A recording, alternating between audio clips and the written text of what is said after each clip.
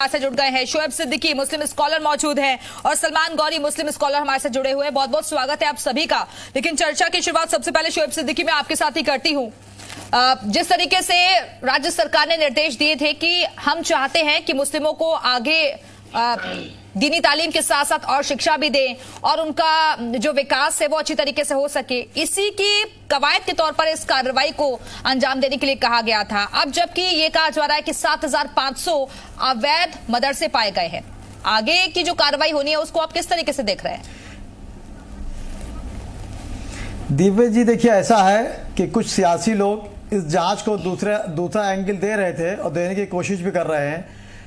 और हुकूमत ने शुरू से बात कही है कि मदरसों में जो उनकी सोच है उससे अलग से काम होगा। लड़के इंजीनियर डॉक्टर बने, आलिम बन रहे हैं तो इंजीनियर डॉक्टर ही बने, लेकिन इस तरह कुछ लोग सियासी लोग थे जो उसको दूसरा रुख दे रहे थे।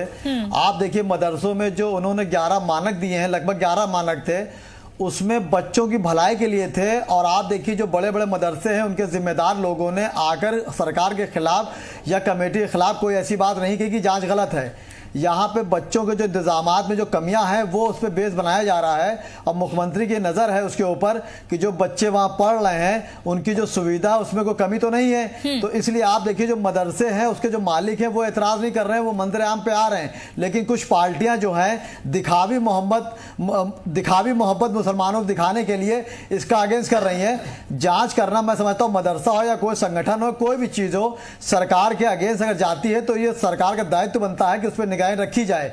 और इस चीज को हम लोग ये एंगल देने की कोशिश कर रहे हैं कुछ पार्टियां कि ये मुसलमान टारगेट किया जा रहा है। अगर मदरसे में कोई कमी है तो उसको मानक से उसमें चला जाएगा। डीएम ने जो उसमें कहा है कि 15 नवंबर तक रिपोर्ट अपनी देंगे जी। तो उसमें रिपोर्ट में असल चीजें यही देखी जाएंगी जो इसमें मदरसों को बच्चों की सहूलियतें हैं कि नहीं है, और अगर नहीं है तो उस मदरसे को आपने चलाया कैसे।